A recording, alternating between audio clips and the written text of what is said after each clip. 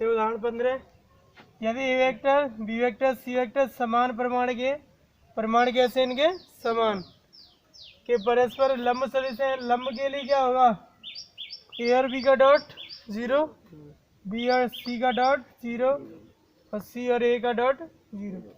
तो सिद्ध कीजिए A vector plus B vector plus C vector के सदिशों A vector B vector C के साथ क्या बनाता है, समान कोण। यानी इसका इन तीनों सदिशों के साथ क्या निकालना है, कोण। डॉट ही तो निकालना है। देखो अभी आगे दिया है,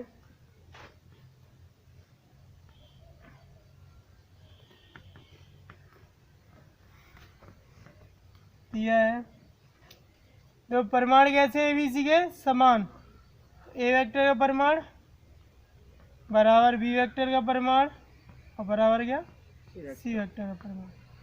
नंबर 1 डाल लो। तीनों परिमाण कैसे है, समान।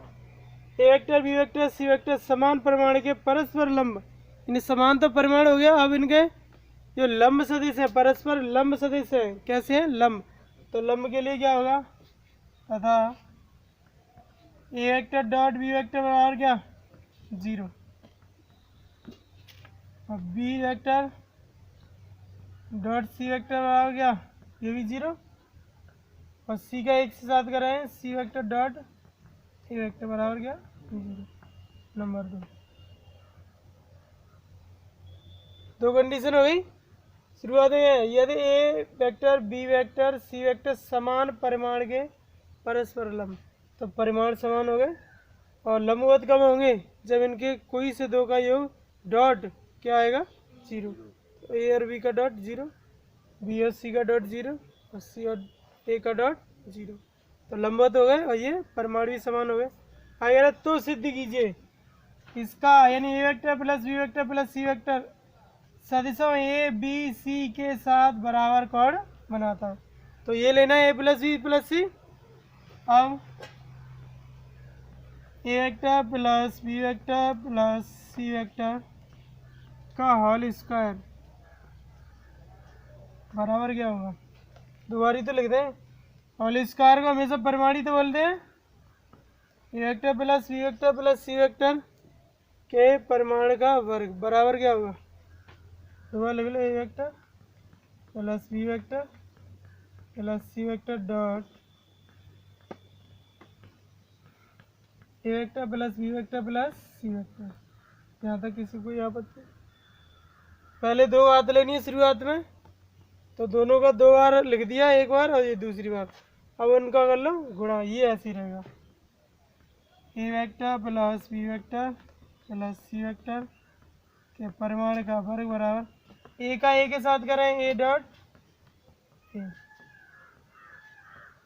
प्लस ए का गुणा बी से करें, A dot B plus A का सी के साथ, A dot C plus B का बी के साथ डॉट करें, B vector dot B vector plus B का सी के साथ, बी का ए के साथ हो गया, बी का सॉरी बी का बी के साथ हो गया, अब बी का ए के साथ B vector dot A vector और plus B vector dot C vector. अब सी का कर लो, सी का ए के साथ C vector dot A vector plus C का बी के साथ C vector dot B vector और प्लस सी वेक्टर के परिमाण का वर्ग कर लो। नहीं तो जैसे यहाँ C B vector dot B vector किया है, इसको क्या करना है, C vector dot C vector. अब समीकरण 2 में क्या है, समीकरण 2 से ए डॉट बी बराबर 0, बी डॉट सी बराबर 0 और सी डॉट ए बराबर 0, यानी कि जो भी अलग अलग हैं उनके सभी सदस्यों में गुणा है वो 0 ही तो होंगे, समान वाले रहे हैं, ए वाला बी वाला और सी वाला, बाकी सब क्या हो जाएंगे, 0। तो ये इधर वाला ऐसे चलेगा, A vector plus B vector plus C vector के परिमाण का वर्ग बराबर ये 0, ये तो 0 नहीं होगा, ए वेक्टर के परिमाण का वर्ग हो गया प्लस 1 0 2 0 0 प्लस 0 और ये बी डॉट बी क्या होगा, बी के परिमाण का वर्ग। प्लस ये दोनों तीनों और 4 यहाँ तक सब क्या होंगे 0। तो 0 प्लस 0 प्लस 0 प्लस 0 और प्लस सी के परिमाण का, और यहाँ तक दिक्कत नहीं होगी किसी को। आगे देखो ये तुम्हारा A vector plus B vector plus C vector के परिमाण का वर्ग बराबर 1 2 3 ही तो बच रहे हैं। ए वेक्टर के परिमाण का वर्ग प्लस बी वेक्टर के परिमाण का वर्ग प्लस सी वेक्टर के परिमाण का वर्ग। अब समीकरण 1 में दोनों के तीनों कैसे हैं समान, तो समीकरण 1 से पहले इसको उतारें यहाँ तक, आगे नहीं दिख रहा।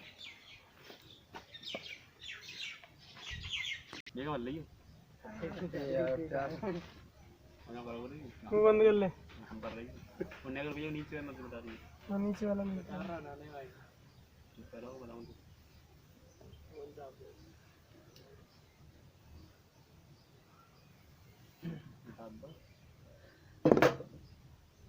आगे देखो। अब देखो तीनों के परिमाण का वर्ग समान है, ऊपर दे रखा है, तो समीकरण 1 से लिख दो। समीकरण 1 से अब यहाँ परिमाण A vector plus B vector plus C vector का वर्ग बराबर, अब ए वेक्टर का परिमाण, अब बी किसके बराबर है, ए के बराबर ही तो है, तो बी के परिमाण की वर्ग या ए का परिमाण का वर्ग, और सी किसके बराबर है, ए की बराबर तो है, तो सी की जगह भी क्या लिखते हैं ए के परिमाण का वर्ग। 1 2 3 कितने हो जाएंगे ये टोटल 3 है, 3 ए के परिमाण का वर्ग। वर्ग को दरमियान क्या बन जाएगा, वर्गमूल तो बन जाएगा। तो आगे A vector plus B vector plus C vector का परिमाण बराबर वर्गमूल, अब ये ए वेक्टर ये तो बन गया। Number 3 A vector plus B vector plus C vector का परिमाण बराबर क्या आ गया वर्गमूल 3 है, क्योंकि वर्ग को दरमियान तो वर्गमूल ही तो है, तो जहाँ पे तो वर्ग लगा ये हट गया, और 3 पे कौन सी जी तो मोड़े ऊपर का दे रखो ये ए का परिमाण बराबर बी का परिमाण बराबर सी का, तीनों समान ही तो है। तो ये 3 अलग अलग थे, उन तीनों की जगह कोई सा भी एक ही तो रखना है, यानी कि बी के परिमाण की जगह भी ए का परिमाण रखना है, और सी के परिमाण की जगह कितना रखना है ए का परिमाण, तो वही तो रखे, और जोड़े तो कितने हुए 3। अब यहाँ तक किसी को कोई दिक्कत नहीं होनी चाहिए। समीकरण 3 आ गया। दीपक दिक्कत है ना करना पानी पी ले मेरे नहीं, पहले सवाल देखें। अब इनका कौन निकालना है, क्या निकालना है कौन, तो समीकरण अब इसी में कर लो बड़ा, नहीं तो इसमें करेंगे ए वेक्टर डॉट बी वेक्टर और डॉट सी वेक्टर वाले गुणा करके कोष्ठक में कोड आएंगे। तो चलो समीकरण 3 से लिख लो। अब देखो A vector plus B vector plus C vector का ए वेक्टर के साथ आदेश गुणन,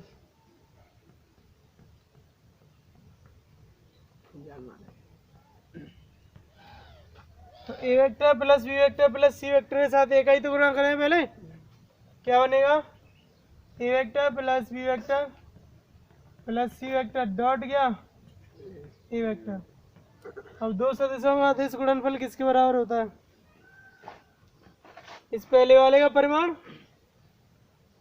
ए vector plus B vector plus C vector, अब दूसरे वाले का परिमाण ए वेक्टर कॉस थीटा, तो होगा यही तो होगा। अब इसका देखो, इसका तो इससे गुणा करते हैं, इसका मान कहाँ से लगाएं, A vector plus B vector plus C vector का परिमाण का मान समीकरण 3 से, वर्गमूल 3 तो है। तो आगे देखें, इसका इससे डॉट करेंगे ए के वेक्टर का वर्ग प्लस ए का बी से ए वेक्टर डॉट बी वेक्टर और प्लस ए वेक्टर डॉट सी वेक्टर। बराबर समीकरण 3 से लिख देता हूँ यहाँ। तो इसका मान कितना है, वर्गमूल 3 है वही वेक्टर, और ये तुम्हारा ए है cos थीटा। अब ये क्या हो जाएंगे, शून्य। तो यहाँ ए वेक्टर का वर्ग +0 +0 बराबर वर्गमूल 3 ए के परिमाण का वर्ग cos थीटा। इससे ये कैंसिल, यहाँ क्या बचा 1 बराबर 1/√3 cos थीटा। अब इसको सॉरी वर्गमूल 3 है, अब वर्गमूल 3 का इसमें भाग लगाएं तो क्या आएगा 1/√3 बराबर cos थीटा तो आएगा। तो ये कौन हो गया किसके साथ, ए के साथ, A vector plus B vector plus C vector A के साथ कौन हो गया। इसी प्रकार सभी का क्या होगा, समानित हो गए, क्योंकि इनके परिमाण कैसे दे रखे समान। इसी प्रकार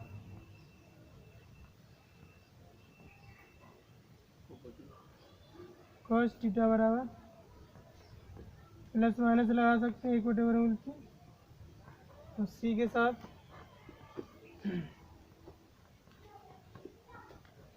cos थीटा बराबर 1/√3।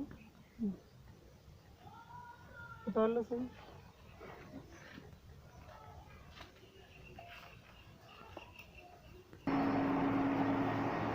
तेरह पॉइंट 3 ठीक है, काफी महत्वपूर्ण है। शुरुआत है, दो सदिशों का सदिश या वज्र गुणन।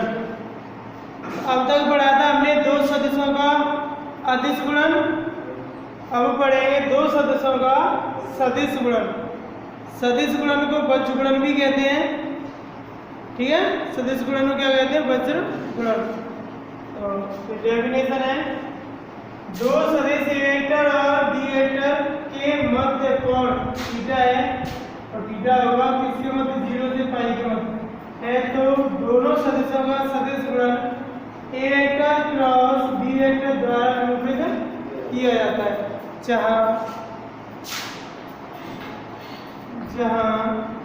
ए वेक्टर क्रॉस बी वेक्टर बराबर होता है ए का परिमाण बी का परिमाण साइन थीटा एन के, ठीक है। जहाँ ए वेक्टर क्रॉस बी वेक्टर बराबर क्या होगा, ए का परिमाण बी का परिमाण साइन थीटा एन कैप। यहाँ एन कैप है एक एकांक सदिश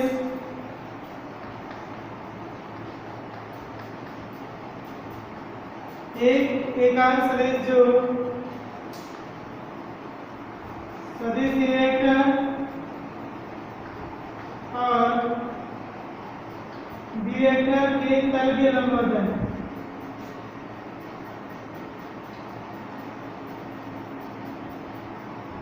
अब यह तल के लंबवत है, चाहे दोनों के लंबवत कह सकते हैं, ए वेक्टर और बी वेक्टर के लंबवत है। दोनों से लंबवत क्या है, एन कैप, ठीक है। और वो आपका हो रहा है क्लॉकवाइज रूप में। ये आपका हो गया दो सदिशों का सदिश गुणन। अब विशेष स्थिति है पहली वाली, जैसे अदिश गुणन में भी आया था विशेष स्थिति, इसमें भी आई विशेष स्थिति। फर्स्ट, यदि ए वेक्टर समांतर बी वेक्टर हो तो थीटा बराबर 0 तो होगा। ए और बी कैसे समांतर, और समांतर होते हैं दो सदिश तो उनके मध्य 0 डिग्री कोण बनता है। तब क्या इससे ए वेक्टर क्रॉस बी वेक्टर बराबर ए का परिमाण बी का परिमाण साइन का 0 ही तो होगा, एन कैप साइन 0 से सब क्या हो जाएगा 0। ए वेक्टर क्रॉस बी वेक्टर बराबर क्या आएगा 0। तथा इससे एक चीज और पता चलती है, ए वेक्टर क्रॉस ए वेक्टर करें तो भी क्या आएगा 0। तो समान सदिशों का सदिश गुणन क्या होता है 0 होता है। और इसी के साथ आई कैप क्रॉस आई कैप बराबर भी क्या होगा 0, वहाँ आई डॉट आई कितना होता था 1, जहाँ आई क्रॉस आई क्या हो रहा है 0।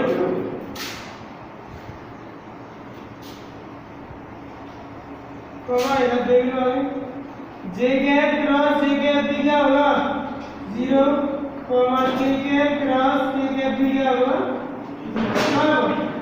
जब दो सदिश कैसे हो समांतर, अब ये दोनों आपस में समांतर हो तो एक ही रेखा तो नहीं, एक ही रेखा नहीं तो 0 हो गया, 0 पे क्या होगा 0।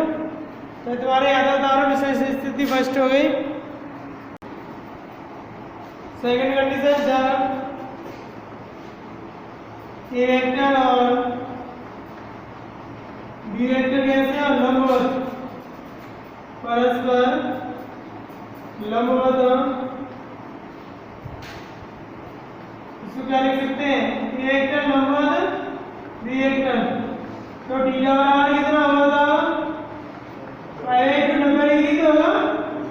जब दो सदिश आपस में लंबवत हो तो थीटा 90 डिग्री।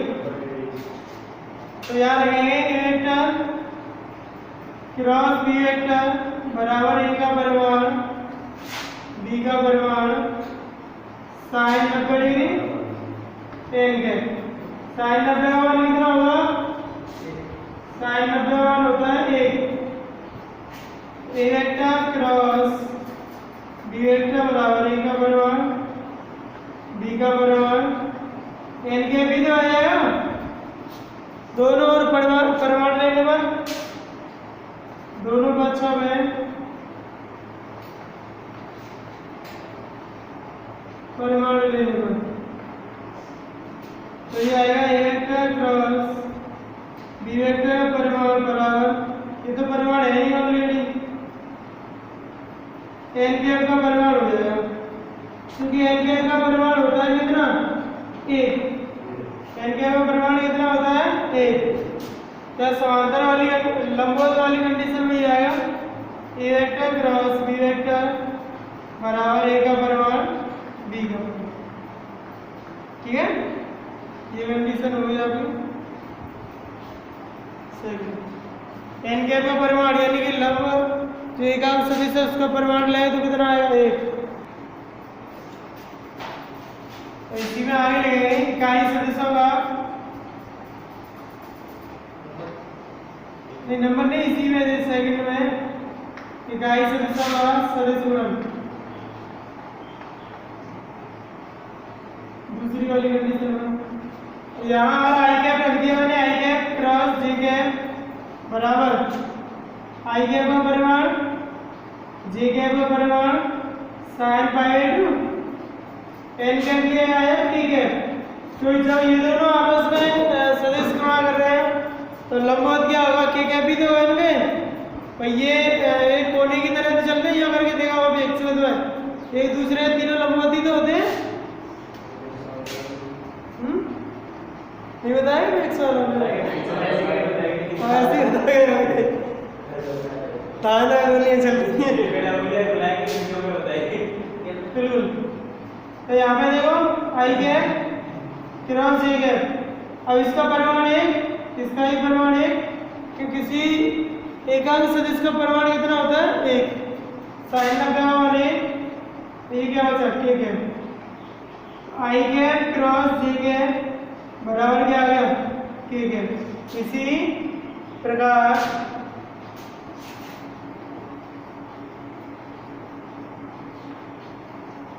आई और जे का करें तो क्या आ रहा है और जे कैप क्रॉस के कैप का करें तो क्या आएगा आई कैप कॉमा के कैप क्रॉस के के बाद आई कैप बराबर आएगा जे कैप। और ये दोबारा क्लॉकवाइज चल रहा है तो तुम्हें बताइएगा कि नहीं बता। अब एक चलो यहाँ पे आई कैप है और ये जे कैप और ये के कैप। अगर मैं आई का और जे से सदिश गुणा करूं तो यहाँ से आई का जे से तो क्या प्राप्त होगा के, और जे का के से करूं तो आई, और के का आई से करूं तो जे। और दिशा विपरीत करूं तो नेगेटिव हो जाएंगे, कैसे हो जाए नेगेटिव यानी माइनस के। अगर मैं कर दूं यहाँ देखो क्या था आई का जे से था तो जे का के से कर दूं आई से करूं, जे का ऐसे करते उल्टा तो क्या है माइनस के, ठीक है। अगर मैं के का जे से कर दूं, के क्रॉस जे के तो क्या आएगा माइनस के आई के, इसका उल्टा तो आई के क्रॉस के और माइनस के, उतार ले इसको तो दिशा में होगा एक आठ सदिशों में सदिश गुणन।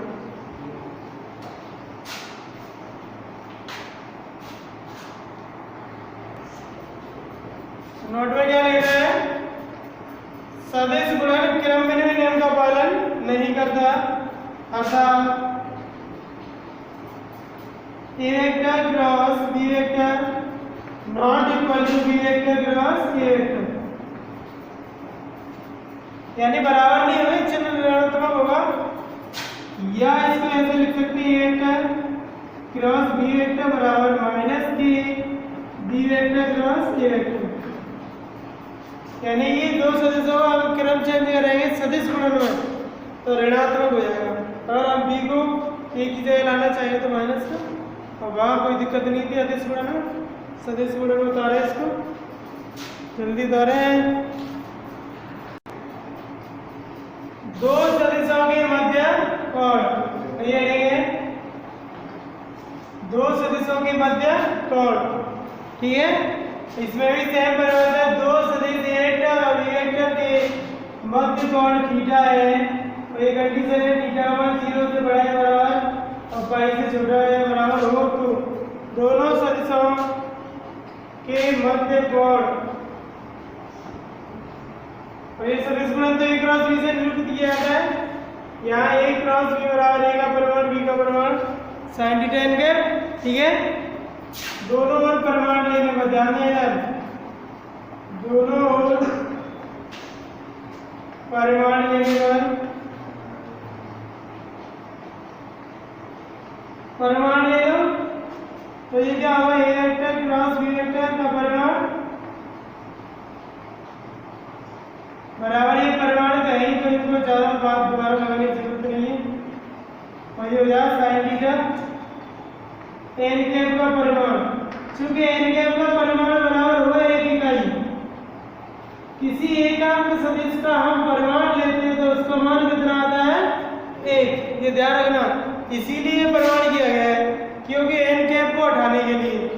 अब ये हट जाएगा हमारा, तो ए का परिमाण एक क्रॉस बी का परिमाण बराबर ए का परिमाण बी का परिमाण, क्या बचा sin थीटा बचा। अब इस पद को इधर ले आओ, ए का परिमाण बी का परिमाण sin थीटा बराबर ए का परिमाण ए क्रॉस बी का परिमाण, इन दोनों पदों का क्या लगा रहे हैं इसमें भाग, तो sin थीटा बराबर क्या आएगा, ए वेक्टर क्रॉस बी वेक्टर का परिमाण बटे ए का परिमाण बी का परिमाण, ये आपका कोण इससे निकाला जाएगा, और ये बन गया आपका sin थीटा बराबर ए वेक्टर क्रॉस बी वेक्टर का परिमाण बटे ए का परिमाण बी का परिमाण। उतारा है इसको, दो सदिशों के मध्य कोण हो गए। पहला टॉपिक क्या है, हमको पॉइंट क्या है, घटकों के पदों में दो सदिशों का सदिश गुणन, यानी कि घटक के पदों में दे रखे हैं, वो तो वहाँ पे तो कोण दे रहा है थीटा वगैरह तब निकालना है, और उसकी सहायता से नहीं निकलेगा तो घटक के रूप में दे रखे होंगे। तो घटकों के पदों में दो सदिशों का सदिश गुणन, जैसे ए के घटक ये दे रखे बी के ये दे रखे, तो इनका सदिश गुणन ए वेक्टर क्रॉस बी वेक्टर कैसे निकालें बिना कोण के, आई कैप जे कैप के कैप, फिर a1 a2 a3 b1 b2 b3, और ये सारणी बन गया, और सारणी को आप आसानी से हल कर सकते हैं। उतारो ये फॉर्मूला, त्रिभुज का सदिश क्षेत्रफल, पहला फॉर्मूला त्रिभुज का क्या सदिश क्षेत्रफल, यदि त्रिभुज OAB के स्थिति सदिश यानी OA और OB भुजाओं के स्थिति सदिश ए वेक्टर और बी वेक्टर है, तो त्रिभुज OAB का क्षेत्रफल बराबर 1/2 मापांक ए वेक्टर क्रॉस बी वेक्टर, परिमाण कह सकते हैं यहाँ पर ठीक है। ऐसा कंडीशन से फर्स्ट कंडीशन जब तेरे भैया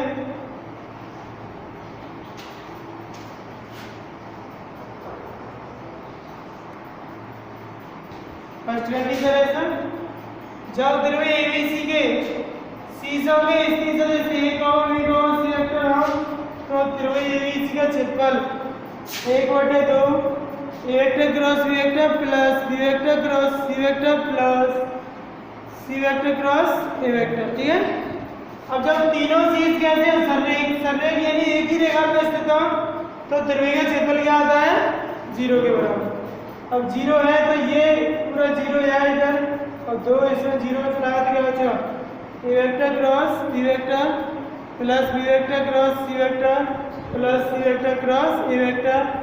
ये तुम्हारे 13.3 के सभी फॉर्मूले कंप्लीट। इनको याद कर लो, दमदारी से सवाल होंगे कल। स्टार्ट।